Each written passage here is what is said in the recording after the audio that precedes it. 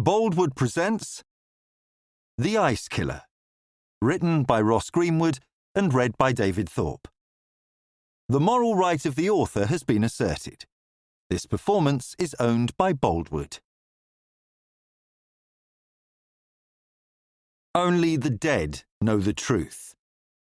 Leonid Andreev. Double jeopardy. The double jeopardy rule is an important protection for individuals against the abuse of state power. It prevents police and prosecutors from repeatedly investigating and prosecuting the same person for the same crime without good reason. The rule demands the authorities get their case right on the first occasion, as it will be the only chance they get, and then accept the court's verdict. Equally, when a person is found not guilty in court, they know that the result is final. Being the subject of a criminal charge can be a difficult and distressing experience and has substantial consequences for the accused, who may be innocent. Chapter 1. The Ice Killer. It's Valentine's Day. A day I love and hate in equal measure. A rising sense of panic begins in the weeks beforehand, which forces me to make poor choices. The fear of missing out deafens the voice of reason. Who wants to be at home alone on that night when everybody else is out having fun? Christmas without a partner I can handle. I always visit my mother's house then, although it will only be Mum and me this year. My annoying sister Lucy said she would only come up on Boxing Day now, as the children are at university and want to do their own thing. It's a shame they won't be with us, because it's a time for family. And if I'm honest with myself, I like the fact that their energy distracts me from thinking about my own failings. Valentine's Day is different. It's a time for couples, for love and magic, and the start of something wonderful. Glossy magazines tell you to snag a man, have kids, be happy. But as time passes, I wonder whether I'm pursuing the impossible. Do these perfect men exist? If they do, then is it me? I admit that while I enter relationships with enthusiasm, especially leading up to Valentine's Day, it soon wanes to inertia. I believe my obsession with the 14th of February stems from school. In my final junior year, when us kids were about 11 years old, we had a new, fresh-faced supply teacher. She wasn't like any teacher we'd had before. Young and smartly dressed with full makeup and high heels, she resembled a famous actress to us impressionable children. Her idea was to have a postbox where we could put our secret cards. I suppose, if you were naive, it might have seemed like a marvellous idea. She enthused about great romances. Romeo and Juliet, Caesar and Cleopatra. I absorbed every word. Us girls talked of little else. We tried to pretend we weren't watching when the boys posted the red envelopes, even though I had decided not to get my hopes up. Kids ignored me. Or, worse, noticed me and deliberately kept their distance. When the big day came, Miss Diamond took the box to the front of the class and opened it with great fanfare. I could barely breathe. It was, by far, the worst moment of my life. And there was some serious competition. She read the first name out. Scarlet Star. A tiny piece of me died, despite knowing it was irrational. Scarlet was the dream girl in school. She was all the things you could imagine. Swimming team captain, the girl with the longest hair, the brightest smile, and so confident, despite living in a children's home. Even at that age, I could see her life would be different from mine. I was never sure if I thought her name was beautiful or crap. Regardless, the girls basked in her shadow. That was the year the lads realised they wanted to be in that spot too. Ironically, it's her house that I'm driving to now. Back then, Scarlett was on the table of 4 opposite me. The teacher skipped over and placed a big red envelope on her desk with an indulgent smile. Scarlett beamed, as if someone had presented her with an award for a lifetime's commitment to charity. Miss Diamond picked the next one out and grinned. It was covered in small gold love hearts. Danny Stanton! The rugged striker from the football team received his card without interest. A wasted effort, I thought. I think he plays football in Spain now. We met first at play school, and I don't think we ever said more than hello to each other over the following decade. The next card came out. Scarlet Star. And the others followed a similar pattern. Scarlet Star. Danny Stanton. Jim Jones. Danny's best friend, now works as a paediatrician. Scarlet Star. Amy Wicklow. Later became a runway model and died in a Paris apartment from a heroin overdose. Carl Quantrill. That was my card. Even then, I knew not to aim high. I was a 5 out of 10? Maybe a 6 if I tamed my black hair, and I was bright enough to know that Danny Stanton wouldn't have been able to pick me out in a lineup of llamas. At that moment, my expression resembled one. Carl Quantrill was the mysterious guy at school with slightly too long, greasy hair which covered his eyes. He only responded to his surname as he thought it was cooler than Carl.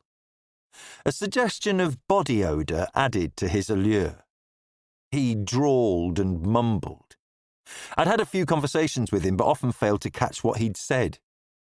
I'd be too nervous to ask for clarification, and so would smile instead. He would be my first, but that was many years later. I was crazy about him. I'd worn away Damon Albarn's face on my Blur poster with kissing practice. As Carl opened the card that day, flames threatened to burst from my cheeks. All I had written was, "To my Valentine." He couldn't have known I sent it, yet he immediately turned around and stared my way. He ripped the card to pieces and threw it in the air. The girls gasped, most of them anyway, while the boys cheered. Miss Diamond's mouth opened and closed.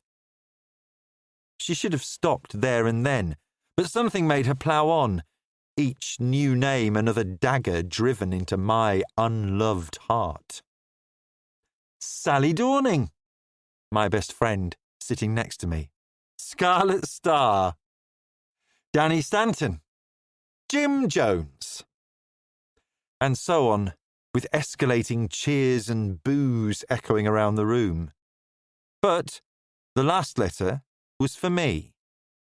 Ellen Toole. I couldn't believe my good fortune, even though it was the smallest one by far. I turned to Sally, whose pudgy fingers were pressing her card to the desk as if it might float away. She smiled at me with genuine happiness. I suspected mine was from Sally, because I'd secretly sent hers. The room stilled while I opened my flimsy envelope with trembling fingers. The card had a single white rose on the cover, and I looked inside. There was only one word, in capitals. Ugly. Chapter 2. The Ice Killer. I am not ugly, but neither am I beautiful. If someone described me, the word they would probably use is tall, even though I'm only 5'9". It's because I have slim, toned arms and legs, but no bottom or breasts to speak of. Quantrill once said I had the arse of an old man, which I've tried hard to forget. Strong teeth and thick hair can't make up for my normal aloof expression, which Scarlett calls my resting witch face. I park outside Scarlett's house in the lovely, peaceful village of Stilton and wait for the electronic gates to open. It must be nice to live here. Imagine being able to come and go as you please without speaking to anyone if you don't want to. Although Scarlett says the isolation drives her mad. It's hard to say if we're friends. If you look the word up in a dictionary, it wouldn't be a close match to what we have.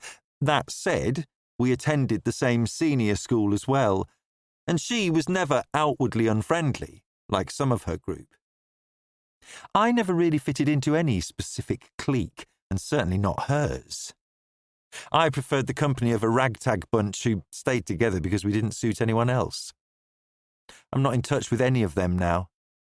It's as if, when school finished, we fled from each other in the hope of something better.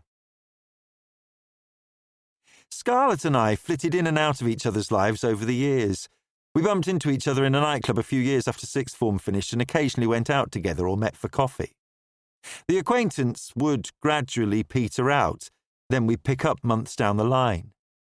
I suspect we don't particularly like each other, but I have few other options. I used to keep a diary for events such as tonight. I began doing this after my first Valentine's date 20 years ago.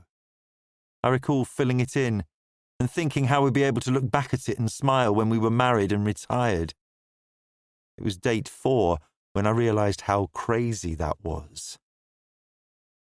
This evening will be my 12th Valentine's date. I hope he doesn't bring 12 red roses, although that might be a sign.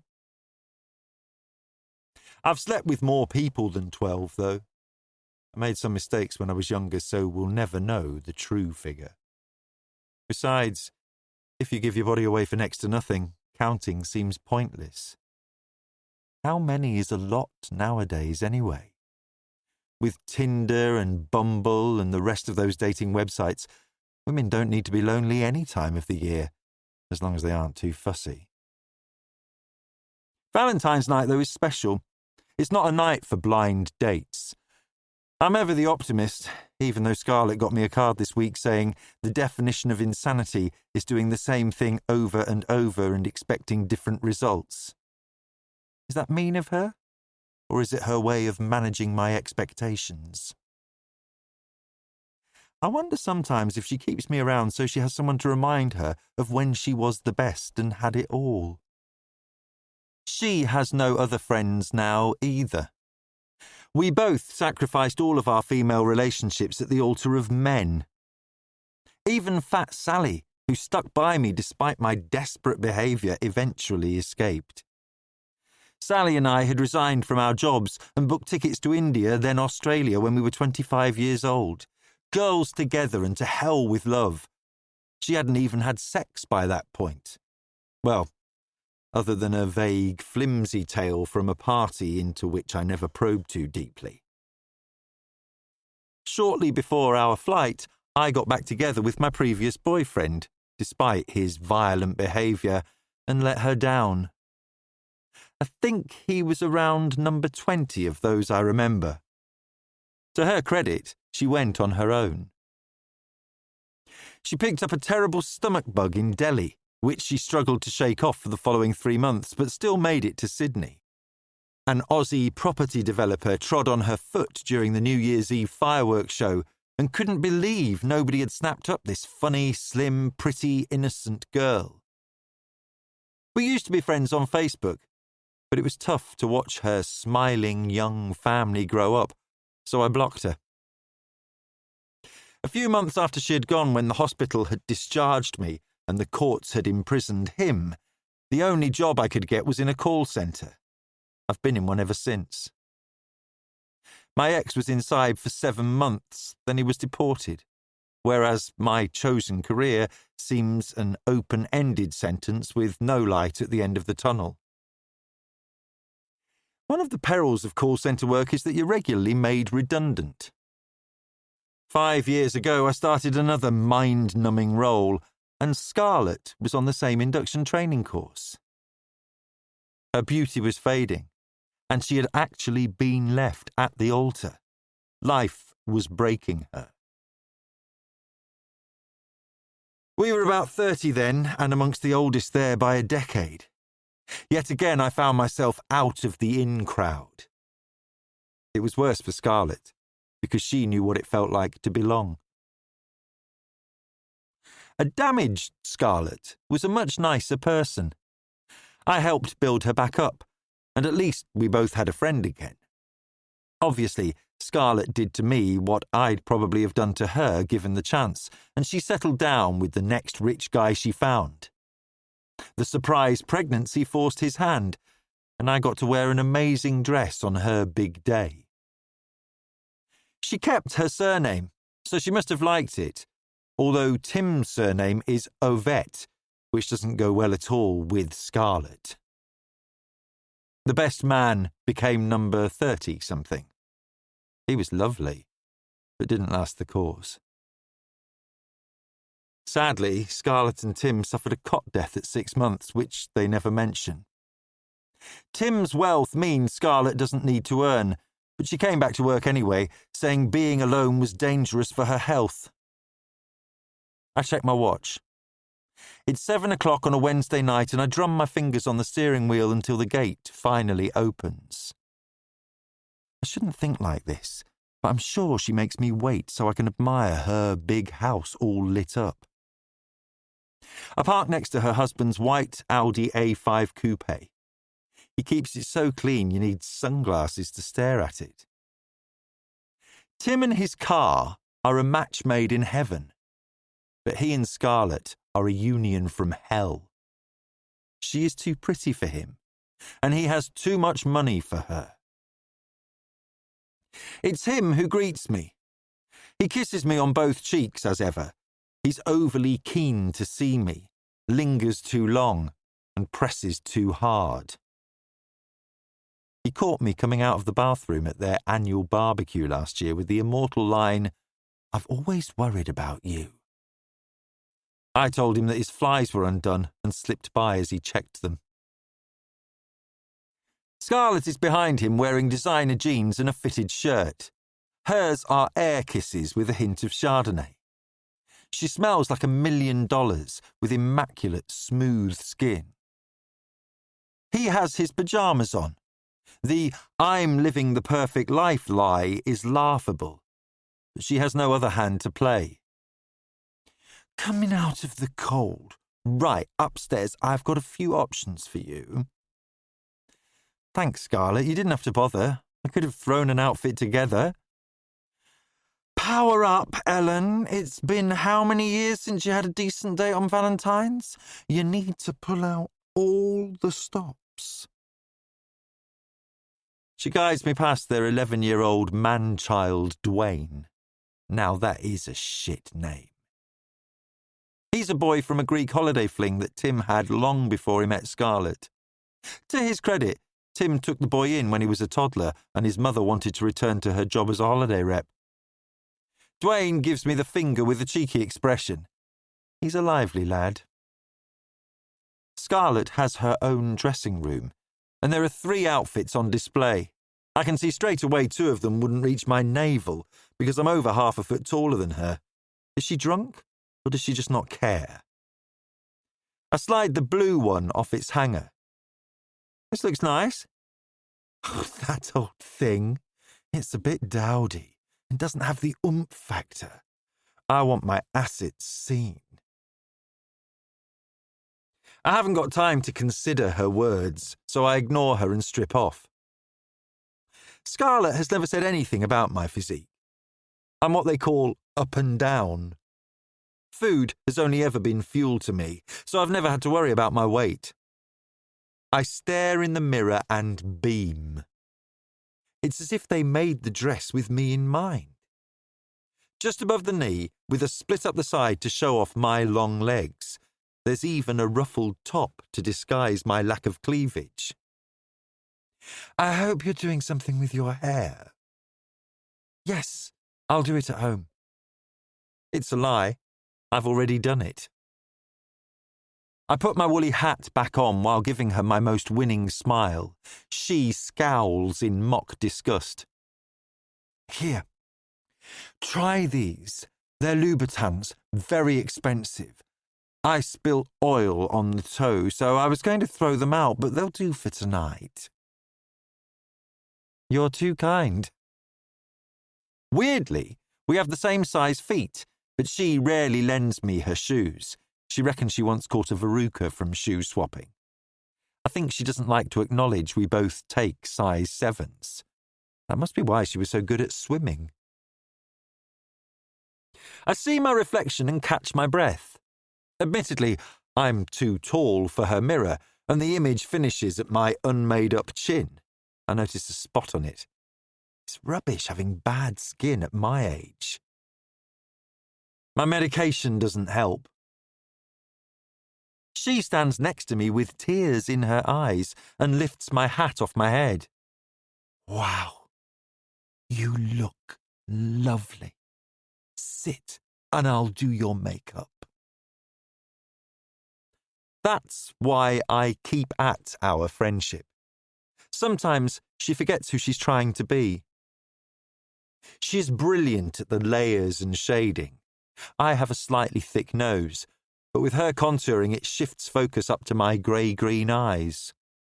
Afterwards, I air kiss her. She sits on her little stool in front of the mirror as I wave goodbye. The tears are back, but they are for her. I'll have to put my trainers on to drive home, but I shimmy down the stairs as if I'm the belle of the ball. Her husband opens the front door for me with his jaw on the floor. I give him the finger on the way out. Chapter 3. D.I. Barton. Barton closed his eyes after DCI Cox walked away from his hospital bed, but his mind churned over her words. When he'd joined up, there had been no plan. It had been a wage slip and a job he'd found interesting. His career had progressed naturally. Uniform had suited his nearly 6.5 feet frame, then becoming a detective had been a natural progression when he'd searched for new challenges. Passing the exams had been hard work, but he'd got there. He'd assumed DI was as far as he would go, and that was fine. Now he had the chance to move up to the next level, he worried if it was what he wanted.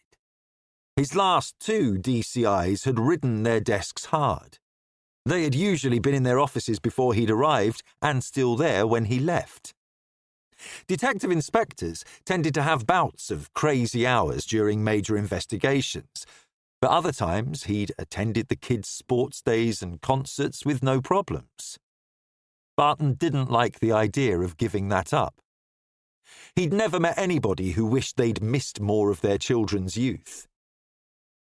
Yet, it was a fantastic opportunity to cover Cox's role while she was on maternity leave, and she had mentioned that she might not return. Part of him needed to be stretched. There was always a bigger picture in policing, and he wanted to see it. But there would be a price to pay in family time, and he was unsure if the cost was worth it. Life seemed easier when you only had yourself to think about. Now, every choice carried a risk of regret. Barton smiled. Holly would know what to do. He had great confidence in his wife's common sense. If they made the decision together with the family in mind, then it'd be the right one. With that, his eyelids drooped from the pain medication that they had given him for his wounds. It had only been a few days since the soul killer's actions had left him with a painful scar on his chest. Barton drifted off to the rhythmic beat of the heart monitor. But he still sensed the swoosh of the door and the giggles as people neared his bed. He recognised Strange's shh, but kept his eyes closed. "Is he alive?" asked Xander. There was a brief pause. "It doesn't smell like it," said Strange. "What does the beeping mean?" "It sounds every time he farts." "What does it mean if it stops?" "You need to press the red button for the laundry room." Barton laughed and gasped in agony with the same breath. "Very amusing, you pair." Xander's black skin didn't show the bruising in the same shocking way as Barton's chest, but the eye above his injured jawbone was a ball of fire.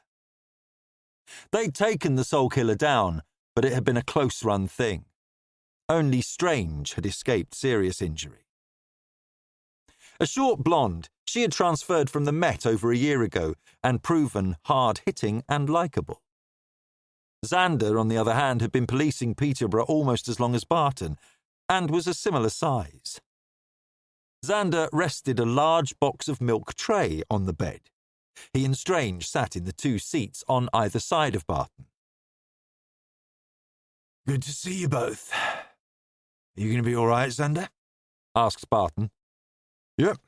I was lucky to escape with a mild concussion. Kept me in to be safe, but now I can go home and rest."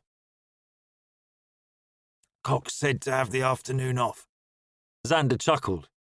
"She's gone soft." "It's her maternal side coming through," replied Barton. He explained about Cox's maternity and grinned at his two sergeants' faces as they processed the fact that if Barton got promoted, he'd leave a vacancy, and they were each other's competition. Xander attempted to play it cool, but couldn't help himself. "There'll be some staff moves then." "Who knows? This is the police, remember? They'll probably give me a mop and tell me to keep on top of the cells at the same time." "Yeah. I recall the good old days when they paid you for the job you did," said Xander. "I bet you both miss cycling around the neighbourhood too," said Strange. "With all your jokes, you'd think there were 30 years difference between us, not 10, replied Xander. He turned back to Barton. "What's your prognosis?"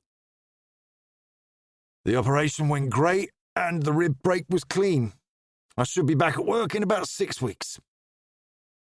"They might want someone to cover as DI until you return," said Strange. "Yes, I mentioned to DCI Cox that Huntingdon Station had a really promising sergeant." Xander grabbed his box of chocolates and ambled to the door. "Well, it's been nice chatting, John. We'll see you in a couple of months." "Just kidding, guys. Cox said she'll visit me when I'm discharged. Hopefully, they'll offer both of you the opportunity to gain some experience." Xander slid the milk tray back on the bed. "Call if you need anything. Text me with any news, and we'll collect you when you're ready to leave. Holly can focus on the kids." He smiled. "We better let you rest." Barton guessed they were heading to the pub to discuss matters. He overheard their comments as the door closed. "Perhaps we'll have to arm wrestle for promotion," said Xander. "More likely they'll just give it to me for saving both of your lives." "We had it under control." "Bullshit." Grinning, Barton picked up the milk tray box. He opened it up to find most of the contents and all of his favourites had gone. Chapter 4. The Ice Killer. Scarlett and Tim's driveway slopes down to the house, and I over-rev the engine of my blue Ford Focus pulling out. I daren't stall the car because it probably won't start again. On the road I tut as there's a delay before it responds to my instructions to speed up. A sense of impending financial doom hits. It's a desperate time of the year if you're already feeling gloomy. A thick layer of cold-looking mist lies over the land, lending it a haunted feel. BBC Weather said a polar vortex may be approaching. Scarlett's been calling it the Polar Express after the animated film, but it's no joke as they cause extreme conditions, which is dire news for my heating bill. My place is 10 minutes from Scarlett's country mansion, but the neighbourhood is different. I live where you end up if you've made mistakes. It's a small, functional, top-floor flat in a block of 6 at Monument Square. My insurance customer service agent job means I can just afford the mortgage. I had a plan that when I got married, I could keep the flat and rent it out while I moved into a family place with my husband. That was 7 years ago. and there's still no husband.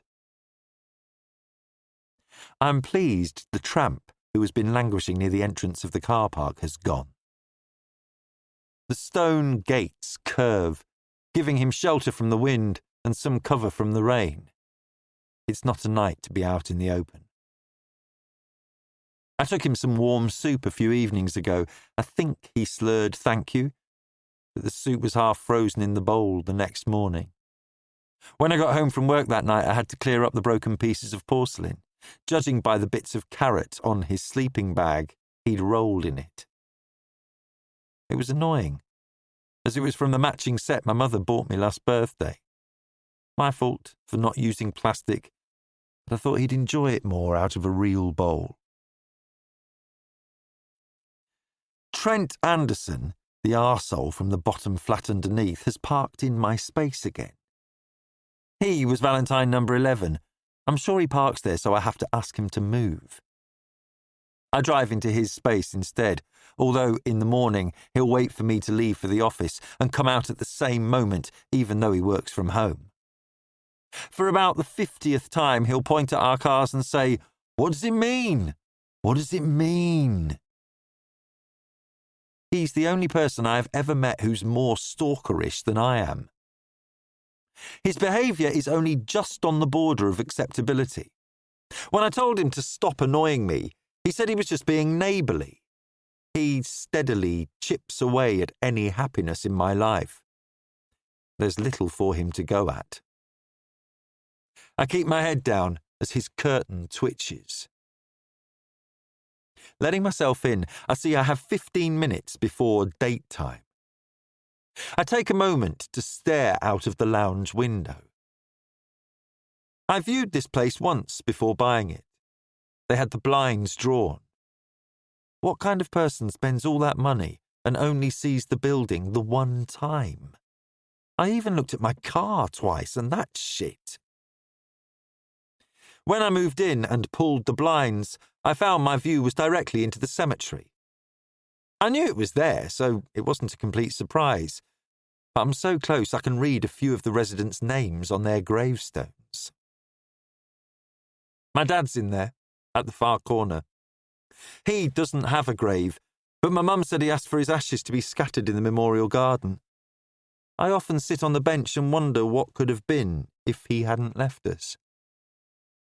Sometimes I go through a gap in the fence behind the flats and sit in the dark with him. There's a statue of an angel nearby which always catches my eye. It feels as if she's looking over him. Scarlett reckons it's creepy to live that close to a cemetery, but that's not what I think. I've never seen any ghosts. I've spotted our car park sleeper sitting on the benches with his friends with a different kind of spirit. The caretakers usher the drunks out at nightfall and lock the gates, leaving it pitch black. But I like the idea of my dad nearby, even if I don't remember loads about him. I was more positive back when I first moved in. I used to look out at the graves when I was getting ready for work and think, I'm going to have a better day than you lot, no matter how bad it is. But that isn't always true. Nowadays, I occasionally think they wouldn't have far to drag me if I hurled myself from my window. I put the radio on to drown out the Friends episode that is actually coming from the deranged woman 2 flats underneath me and remove my hat. I brush my hair slowly, but still more comes out. My mood drops further. When I've been down in the past, I've often thought at least I have good locks. The only thing I can do is add water, put mousse on, and blow dry it up to create volume. I find a YouTube video on the best method and copy it by creating bangs to hide my high temples. I hope the Chinese restaurant is dimly lit, or I'll dazzle him. Saying that, it's more likely that I'll need shades. Number 12, tonight's date, Brad Avarescu, has a similar hair loss problem. His is beyond help as well, and he hides it similarly. Perhaps we can compare techniques. He's one of those blokes in their mid-30s who has never grown up, but I'm still excited. For him, football is for watching on a Saturday, playing on a Sunday, and discussing all week. He had better not arrive wearing a Manchester United shirt. Saying that, I can forgive him most things just for his name. He could be an Italian gigolo when he actually comes from Burnley. Although Ellen Avarescu sounds like something you catch from mosquitoes. Still, Brad's in great shape and could pass for a young Jude Law. He's worked in our department for years. I've always thought he was a bit of a player with women as well as sport, but Scarlett said he has been keen on me for a long time. The fact she wants me to date someone she calls boring Brad says it all. Apparently, she had heard he was great in bed. It wouldn't surprise me if she knew firsthand. Scarlett has a nickname for most people. Once she called me Crazy Ellen, but I gave her such a look that she never mentioned it again. I open the fridge and remove a bottle of white wine. I had a glass earlier to calm my nerves. What was I worrying about? He'll either like me or he won't. I take a big gulp from the bottle. It's cheaper to preload. Wine in restaurants is so expensive. I learned that to my cost when Valentine date number 9 left the swanky pizza place we were in to get some money out of the bank and never came back. I think the man should pay for the first meal, especially if he did the asking. My beau tonight was the instigator, even though he communicated by text, which isn't super romantic, especially as he only sits about 20 metres from me at work. A beep informs me I have a new message. Never a good sign 10 minutes before the arrival of your date. My mobile is in the bedroom. I stand in front of my own full-length mirror where I can see my eyes. They look sad. They know the dress, shoes, immaculate eyeshadow and expectation have been a waste of time. I take a bigger glug from the bottle and enter the code on my phone. Running a little late, should be there in 15. That's unexpected. I skip to the fridge in the lounge diner and put the wine back. Pacing myself is important if I don't want to fall over in Scarlett's shoes. I slide the high heels on. Damn, they make me feel good. I decide to nip out for more booze in case he's a no-show.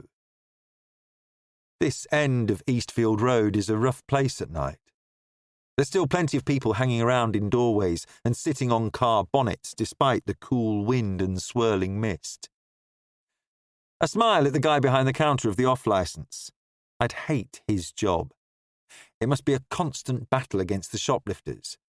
But I feel safe inside the shop with all the security cameras, and it's warmer than my flat.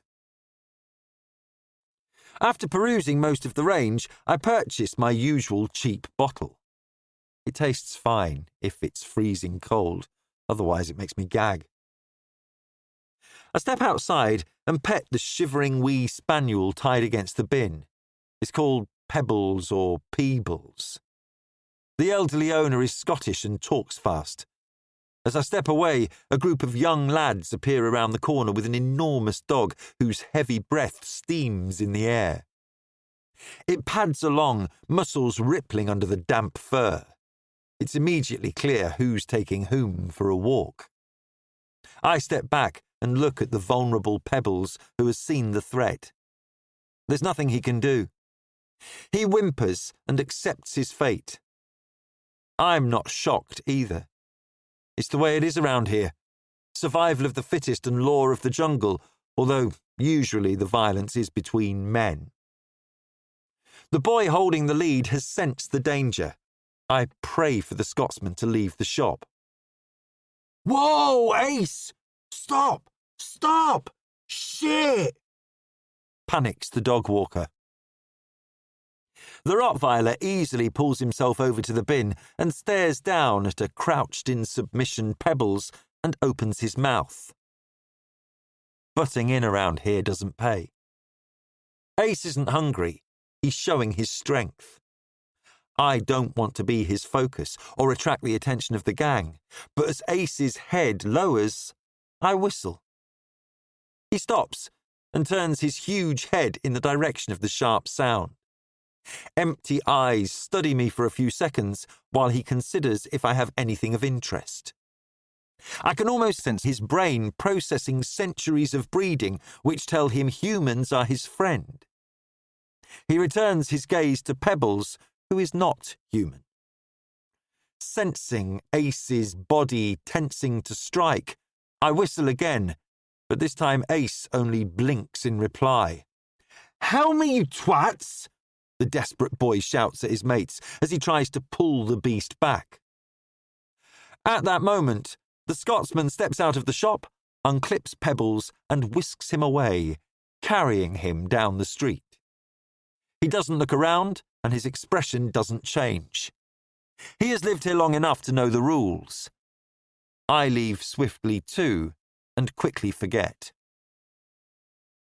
Back home, I sit on one of the stools at the kitchen pull-out table. This is the part I enjoy most, the anticipation of the date. At this point, it's all excitement and nervousness, although as the years have passed, I have felt less of both. Nevertheless, I find myself humming the song about going to the chapel and going to get married when the doorbell sounds. A deep breath, then I let him in.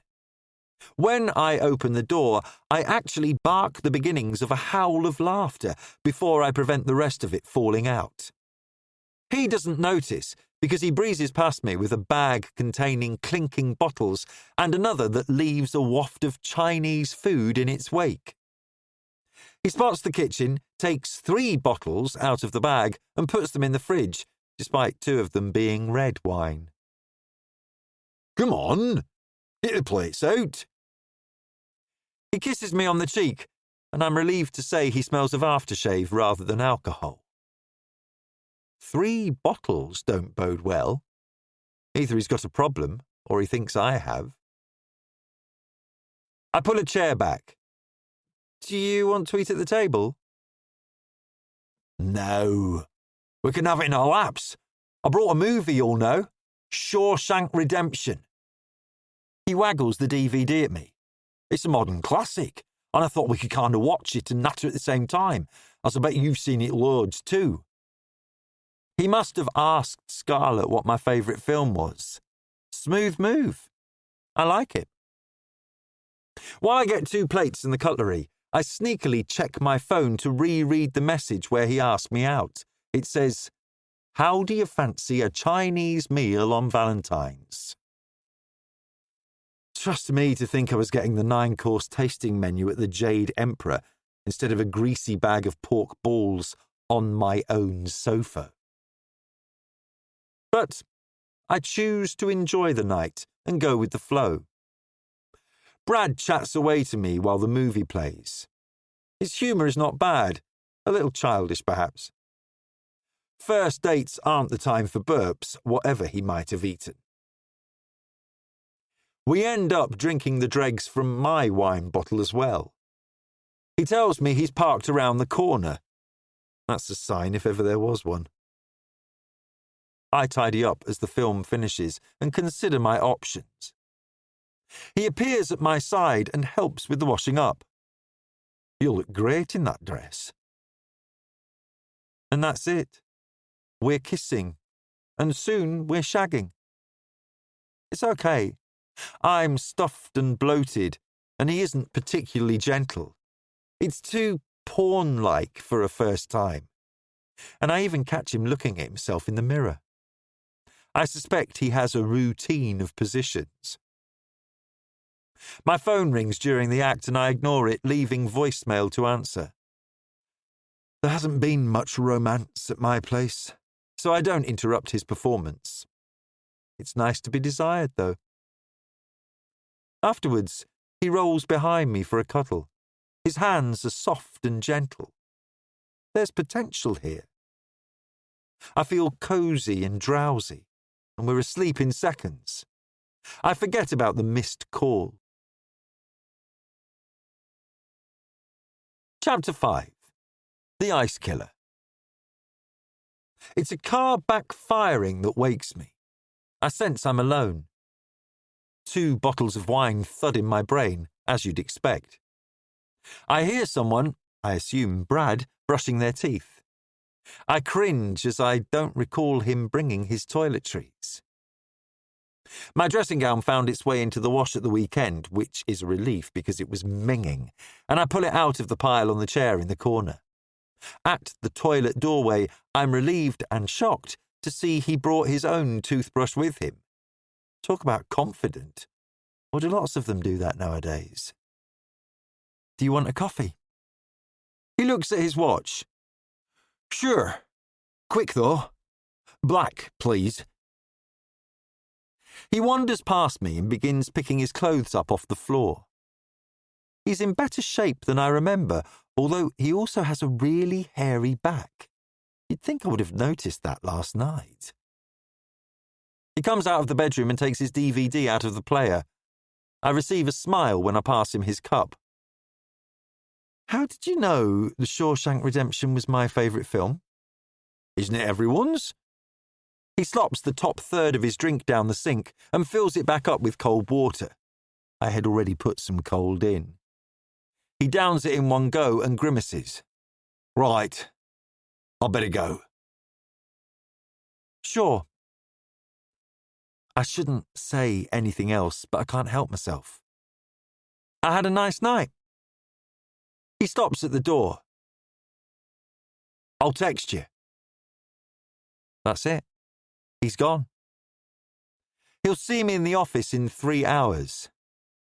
I decide I'm not going to overanalyze last night's conversations, although it's partly because they're a bit hazy. I pick up my phone to check the time and remember the missed call. It's from my mum. She's been needier of late. I suppose that's understandable with her advancing years and declining health, especially living alone. I dial the voicemail and listen in. Hi, Pet. It's me here. Could you give us a ring? Only, I'm not feeling so good. Nothing in particular. I just have a bad sensation, like something terrible is going to happen. A friendly voice will perk me up. I'll get an early night. So, if you don't hear this soon, we can chat tomorrow. I immediately call her back, even though it's only 6 a.m. No answer. Grabbing my car keys, I realise I am way over the limit and can't risk losing my licence. She's only about half a mile away. I will have to run. Chapter 6. D.I. Barton. Xander was as good as his word and came to pick Barton up a few days later when the hospital doctors had agreed he could go home. Xander rushed in, grabbed Barton's case and stood next to the door. Is the hospital on fire? Asked Barton. No, Kelly is parked in one of the ambulance bays. Barton raised his eyebrows. Just kidding. She's circling the car park so she doesn't have to pay for parking. Let's get outside. You know how snippy she can get. Barton stepped to the door. He gave the room a last look, smiled, and walked gingerly down the corridor. Are you scared of her? Asked Barton. No more than is necessary. Outside, Barton half expected Strange to be waiting in a joke vehicle like an ice cream van, but he recognised her car as she swung round the corner. Barton lowered himself into the front seat, which had been pushed right back. How you feeling, boss? Asked Strange. Tender, but pleased to be going home. Peterborough looked the same as she drove through the morning rush-hour traffic, but he realised that he looked at the streets nowadays as scenes where crimes had taken place, whereas once he had looked at them as places he'd frequented as he grew up.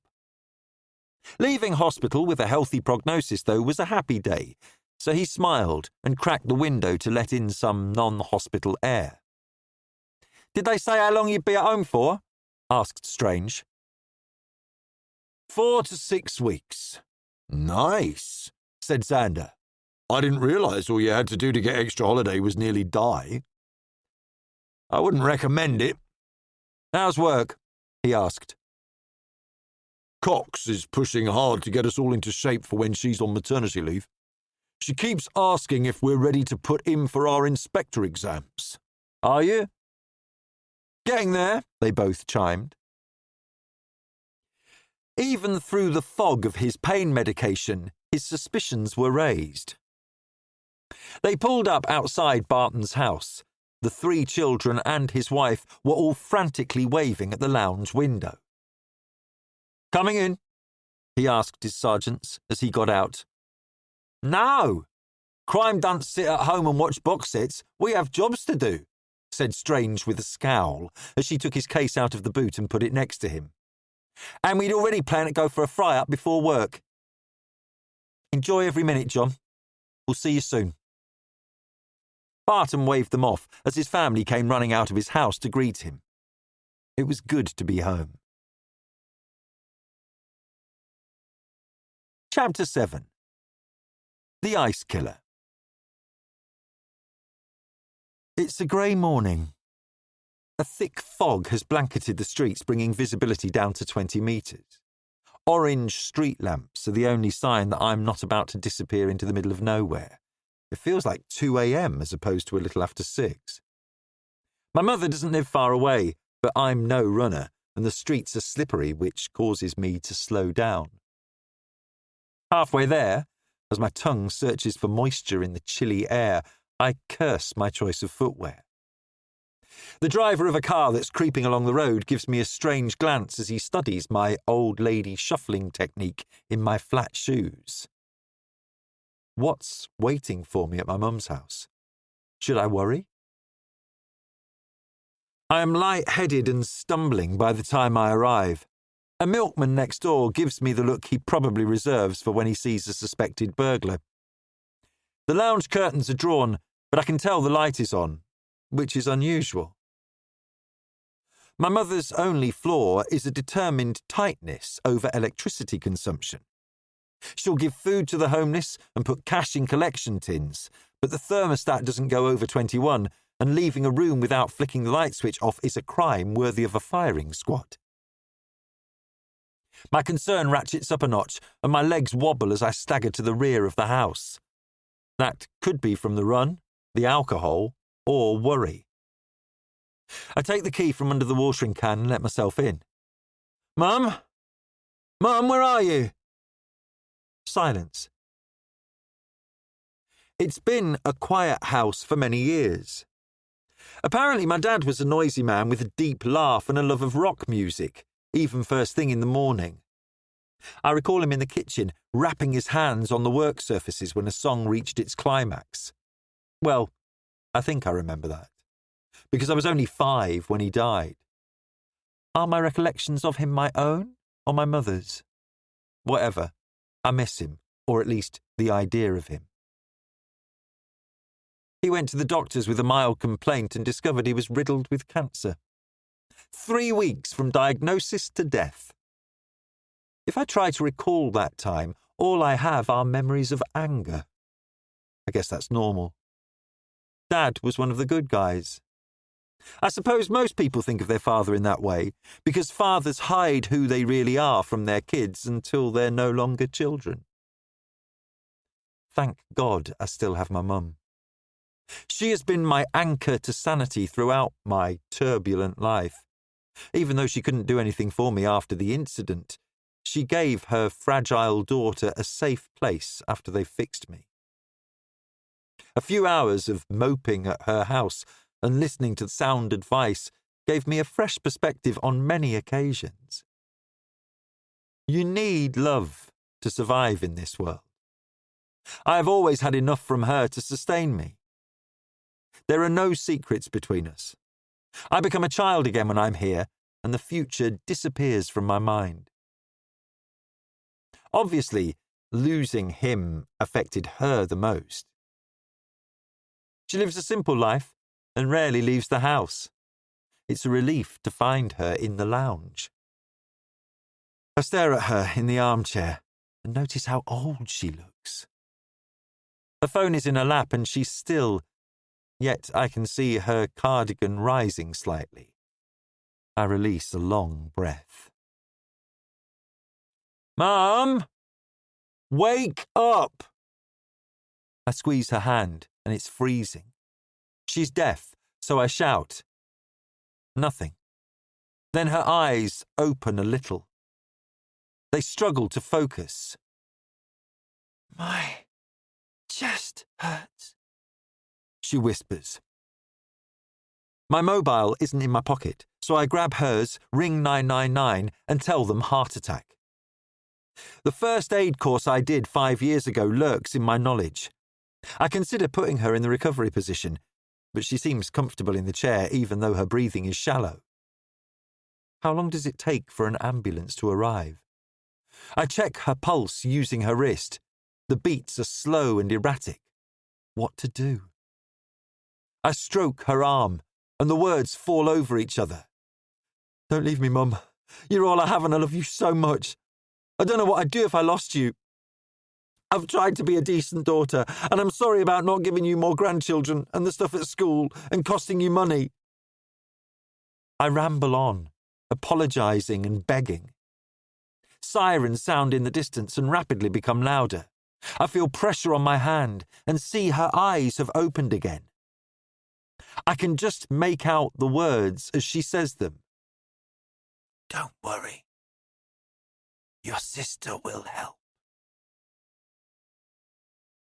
I open the door and the paramedics stride in. They are brilliant, polite, efficient and competent. After checking her signs, they stretcher her to the ambulance and we're tearing through the streets.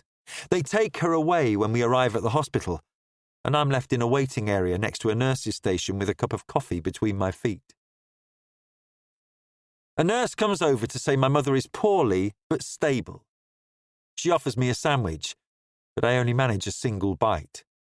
It's late morning before a doctor appears to speak to me. Hi, I'm Dr. Olufemi. She sits next to me and rests her hand on my arm. Your mother has been taken to intensive care. Is she going to be okay?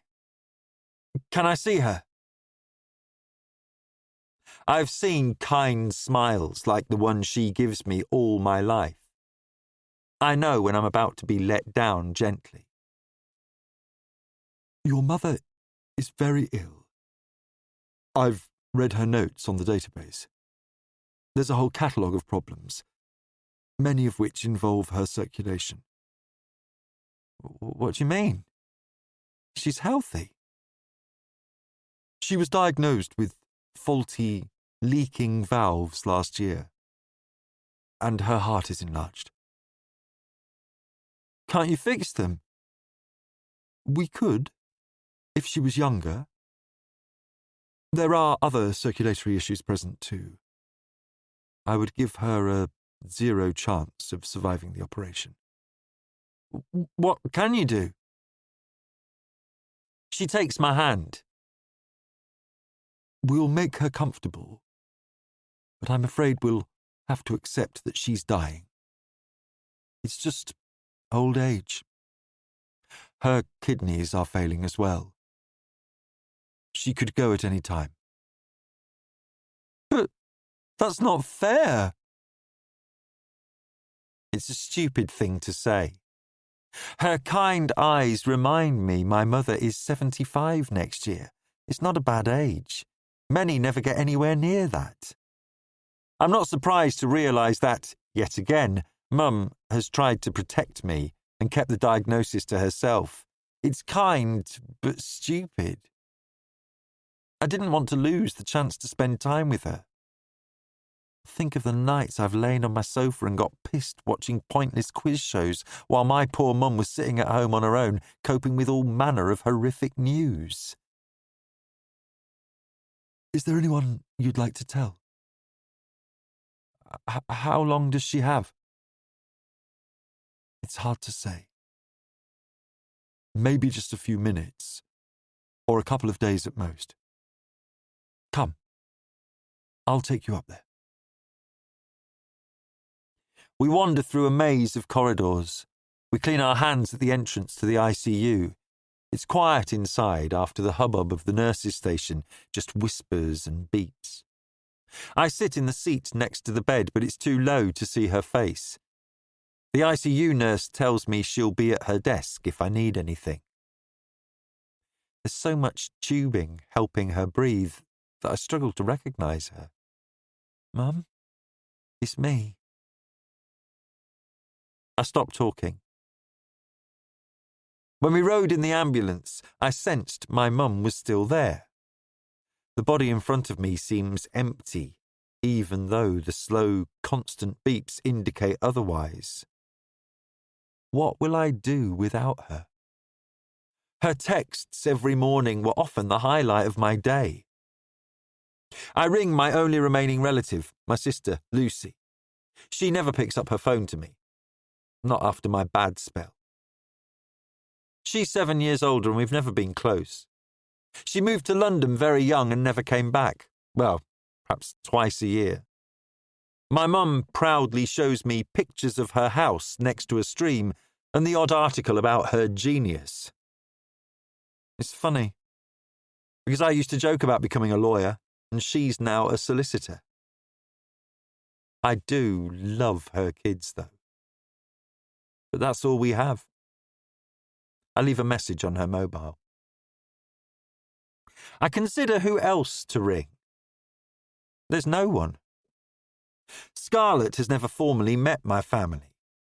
My mother's friends don't need to know right now.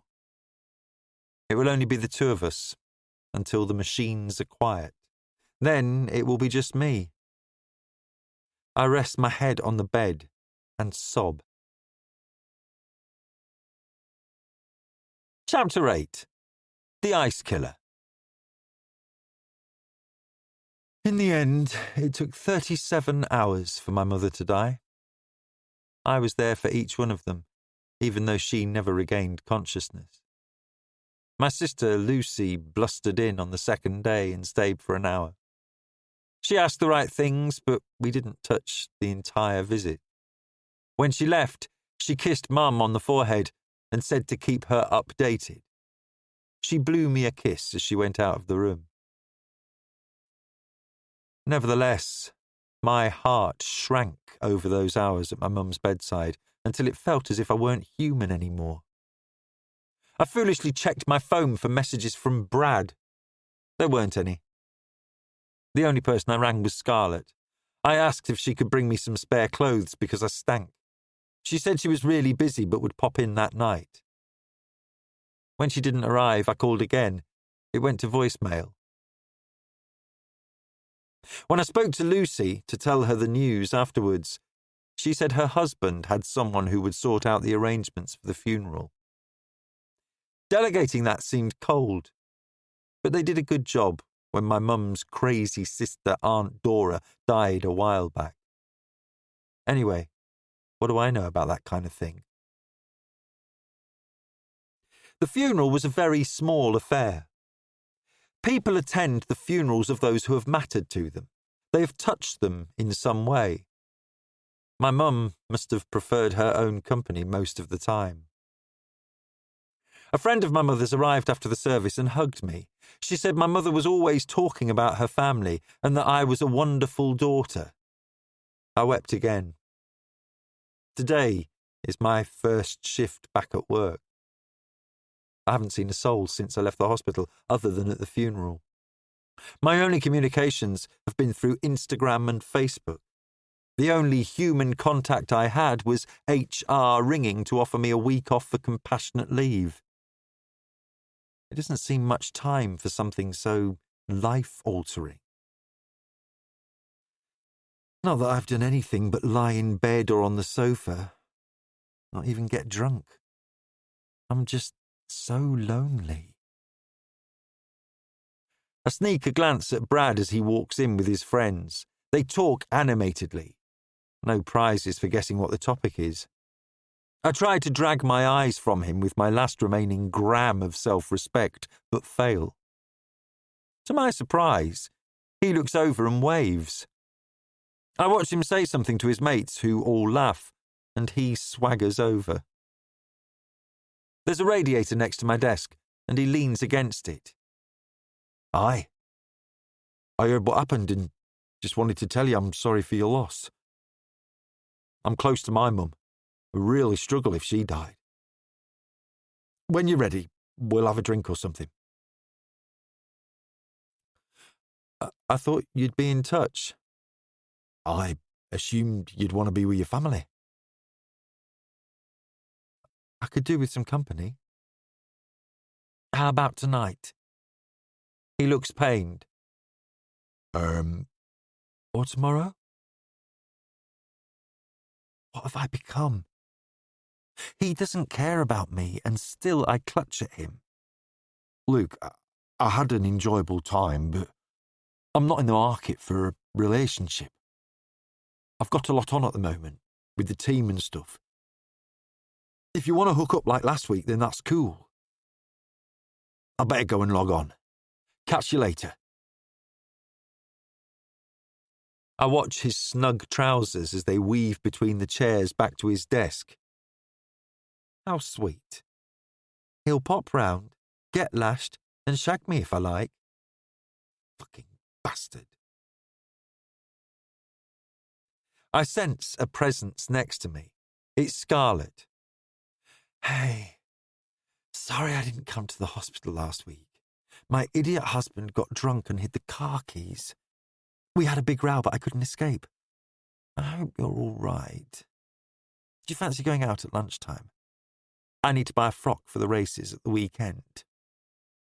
She leaves without waiting for an answer, safe in the knowledge she is more important than me. My phone beeps, and I take a call from a furious person.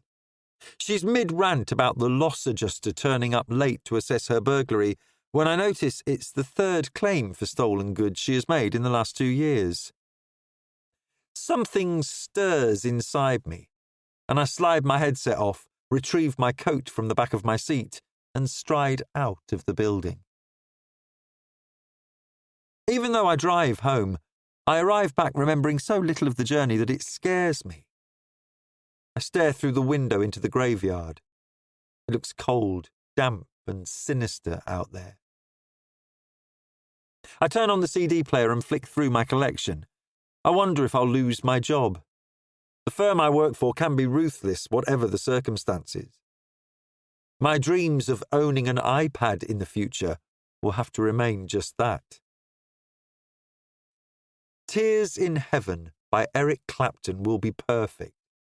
It's such a beautiful song, and I'm glad he made his way through his grief, but I'm not sure I can. The deep hot bath is ready. I drop in a bath bomb and climb in with a carving knife. I have a moment's worry about being found naked, but decide I'll be beyond caring. As I relax into the warmth, I gasp at how good it feels. The smells fire up my brain. I check the packaging and realise the bomb contains invigorating eucalyptus. Maybe that's why the thoughts that bubble up aren't suicidal. They are angry and vengeful. I place the knife on the side and sink beneath the surface. I've always been the victim. Why should I be the one to die? Chapter 9. D.I. Barton.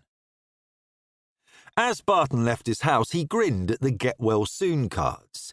The cards surrounded the mirror he was using to check for toothpaste from kissing the children goodbye. Luke had insisted they have them up until he went back to work, or he reckoned it would be unlucky. Barton felt fortunate. He'd survived the soul killer when many others hadn't, and even the police had lost one of their own. 6 weeks at home after being discharged by the hospital had been lovely once the pain had subsided, especially when the children were at school. He and Holly had reconnected in every way, and it was nice to spend relaxed time with the kids when they came home from school. However, he was getting bored. Retiring wasn't for him just yet. He missed the team and couldn't wait to start learning the DCI role. He'd popped into work a few times to reacclimatise himself, and he had a meeting with DCI Cox first thing. Holly had said she'd take the cards down tonight, so he had a last look at his 3 favourites. The first was from his 6-year-old, Luke, although he guessed 12-year-old Layla had written the words. It said, "Get better because I want you to take me to McDonald's," above a picture of a demented clown. Lawrence, who was 17, had drawn him an impressive picture of a fat Robocop with the caption, "Come quietly or there will be trifle." The third was from Mortis, the pathologist for the city, and had a teddy bear with a sling on the front. Inside, Mortis had written, "Chin up or chin down." And there was a handmade voucher for a free post-mortem. Barton pulled his coat on and left the house, chuckling.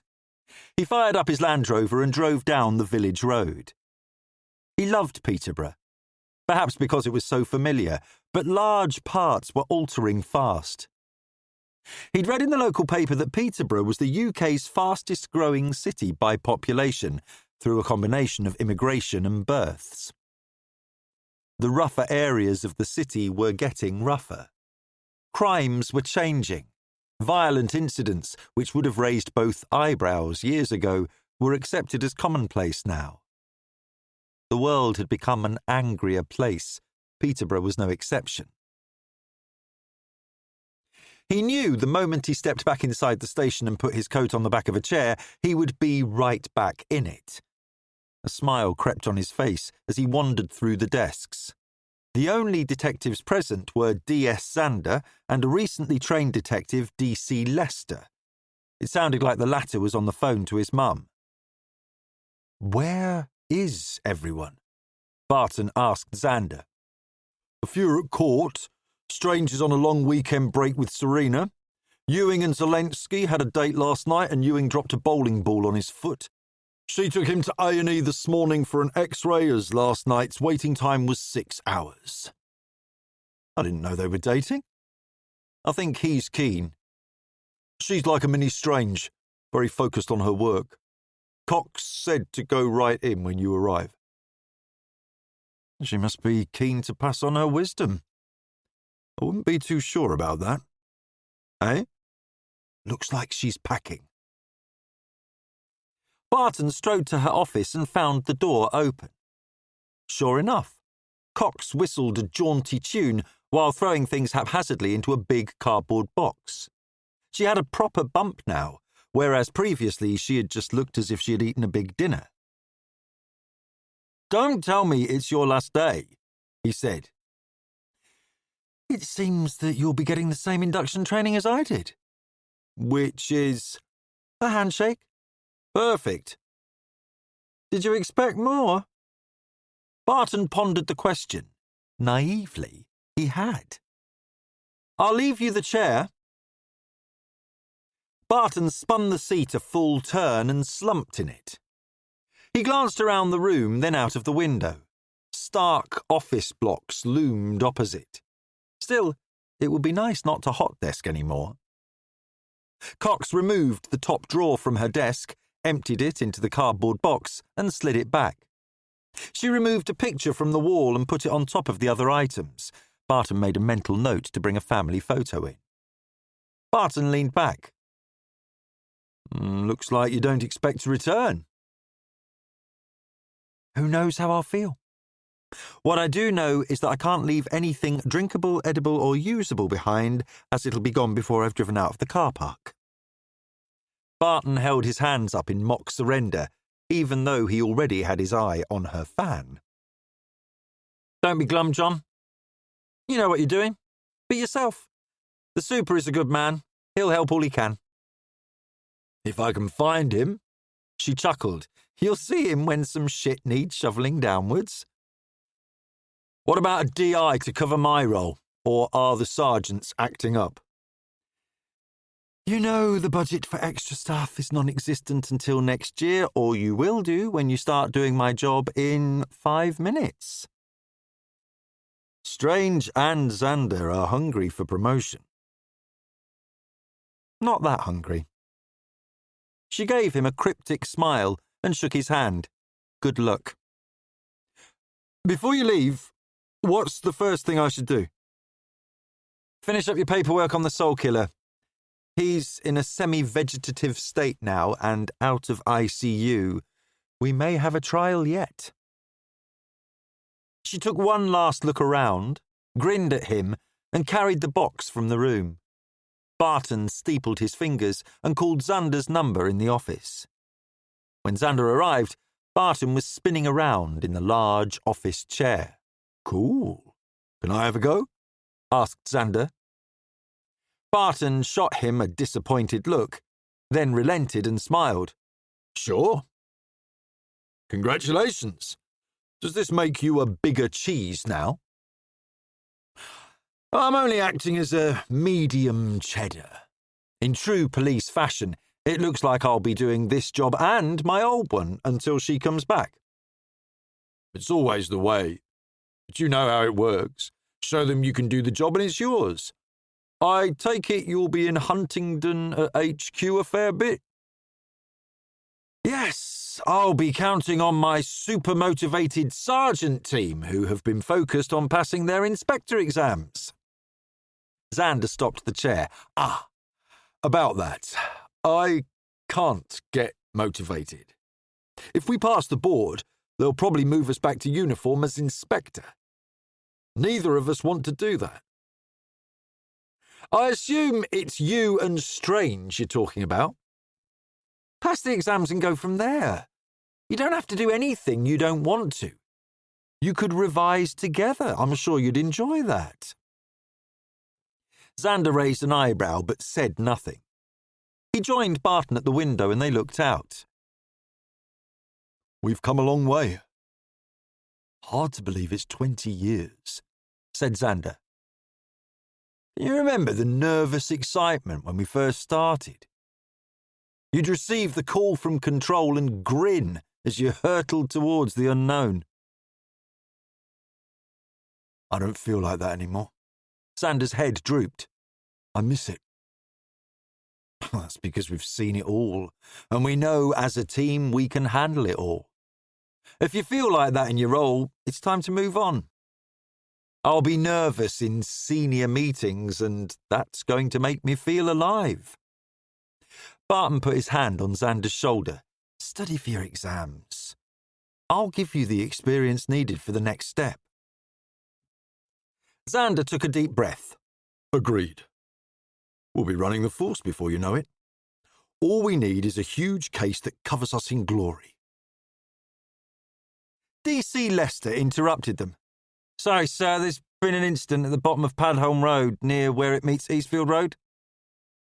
What kind of incident? A kidnapping.